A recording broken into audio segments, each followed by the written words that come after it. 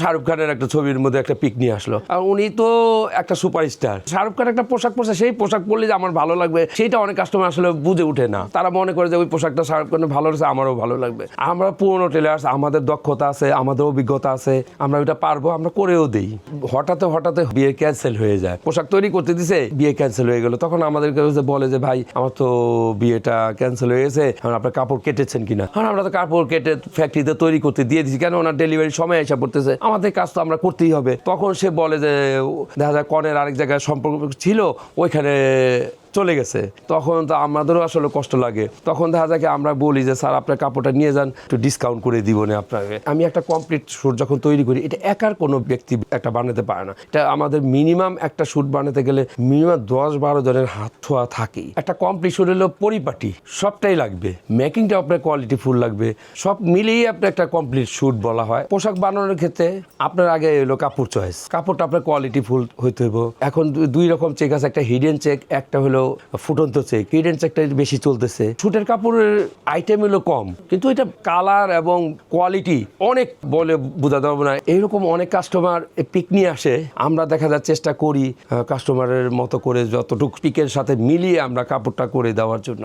আপনি যদি এখন বিশ্বের বড় বড় ফেমাসদের ছবি নিয়ে আসেন, বা কোনো রাষ্ট্রপ্রধানের ছবি নিয়ে আসেন, বা কোনো রাজার ছবি নিয়ে আসেন, সে তো পোশাকটা কোনো না কোনো টেইলার দিয়ে বানাইছে, তো সেটা বানিয়ে দেওয়ার তো কোনো ব্যাপার না। আমাদের কাজই তো এটা। আগে তো বিয়ের টাইমে যেমন ছেলে বাবা মার সাথে নিয়ে আসতো কাপড় চয়েস, এখন কিন্তু একটু প্রেক্ষাপট চেঞ্জ হয়েছে। কনের সাথে বরের পোশাকের যেমন একটু মিল থাকে, সে চিন্তা ভাবনা করে, কনেও চিন্তা করে যে আমার বর যেহেতু আমার পাশে থাকবে, ওনাকেও যেমন গর্জিয়াস লাগে আমার মতো। দুজনকে পছন্দ করে দিচ্ছে, তো নতুন একটা অভিজ্ঞতা, নতুন একটা অধ্যায় থাকে।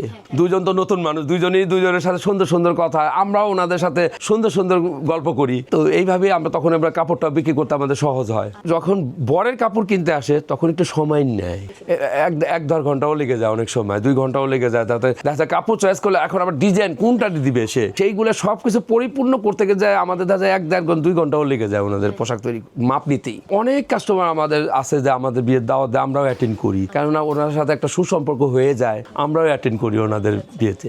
অনেক সময় মনে করেন বিয়ে ভেঙে গেছে, ওই শ্যুটটা নিয়ে যায়, কিন্তু আবার কিছুদিন পরে দেখা যায় হঠাৎ করে উনি আবার আসে যে ভাই আমার একটা শ্যুট বানিয়ে দেন, কেন আমার বিয়ে ঠিক হয়ে গেছে। তখন আবার আমরা একটা তৈরি করে দিই। একটু তো ডিফারেন্স আছে, পার্টি শ্যুট একটু গর্জিয়াস হয়, একটু গর্জিয়াস না হলে দেখতেও সুন্দর লাগে না। তো দুই ক্যাটাগরি। পার্টি শ্যুটের মধ্যে অনেকে কারচুপি দেয়, অনেকে এমব্রয়ডারি দেয়, অনেকে বাটনটারও চিন্তা করে যে আমি বাটনটাকে গর্জিয়াস দিব। কিন্তু আমাদের শুধু টেইলার ছিল, কাপড় যখন মনে করেন অন্য জায়গা থেকে নিয়ে আসে, তারা আবার অনেক সময় নেয়, এখন সময়েরও মূল্য আছে, সবাই চায় এক জায়গায় যদি হয়ে যায়। এই জন্য আমরা টেইলার্স এন্ড ফ্যাব্রিক্স করেছি, এবং আমরা ভালো ভালো আধুনিক কাপড়, যেখানে যে নতুনত্ব কাপড় আসে, আমরা সেটাকে কালেক্ট করে কাস্টমারদের নিয়ে আসি। অনেক কাস্টমার বাহির থেকে কাপড় নিয়ে আসে, খুঁজেই নিয়ে আসে, কিন্তু দেখা গেলো কাপড়টা অত ভালো পড়লো না। আমাদের কাছে যখন আসে, আমাদের কিন্তু মাথার মধ্যে একটা রিস্ক থেকে যায়। আমি যখন কাপড়টা যদি আমার ভালো না হয়, ইউজ করার পরে যখন কাপড়টার রিপোর্ট খারাপ আসে, সে আমার কাছে নিয়ে আসে যে না ভাই আপনার কাপড় ভালো দেন নাই, তখন আমার দুইটাই জরিমানা। এই জন্য আমরা সেই জিনিসটা মাথায় রেখে আমরা কাপড়টা ভালো দেওয়ার চেষ্টা করি। আমাদের বেশিরভাগ কাস্টমারই রিপিট, নিজে তো বানায়, নিজের ভাই বোন আত্মীয় স্বজন অফিস কলিগ সবাই নিয়ে আসে। অনেকেই মনে করে যে শ্যুটটা শুধু শীতের, আসলে শ্যুটটা শুধু শীতের না, ক্যাটাগরি অনুযায়ী অনেকের সব সারাদিনই শ্যুট পরে থাকতে হয়। আর যারা ওই শীতের চিন্তা করে তারা শুধু শীতেই এসে এবং শীতেই বানায়, তারা আর গরমের চিন্তাও করে না, আর গরমে বানায়ও না। তারা আমাদের কাছে অনেক কাস্টমার আছে যে তাদের নেশাটাই হলো কাপড়, তারা কিন্তু রিপিট কাপড় নেয় না। ওই কাস্টমার মাথায় রেখে আমরা কাপড় বাজার থেকে কিনে নিয়ে আসি, ওই স্যারের ওই শ্যুট, এইরকম শ্যুটটা দিতে হবে। রফিক ভাইয়ের তো আমাদের পুরাতন ভাই ব্রাদার মানুষ, আমরা রফিক ভাইয়ের এখানে আসলে ফিটিংটা ভালো পাই। আসলে সব জায়গায় তো পাঞ্জাবি পরে যাওয়া যায় না। যখন আমি একটা পার্টিতে যাব, একটা রয়্যাল অনুষ্ঠানে যাব, তখন যদি ব্লেজার পরে যাই, সেক্ষেত্রে আমাকে আরও সুন্দর লাগবে, আরও কমফোর্টেবল ফিল করি আমি নিজেকে।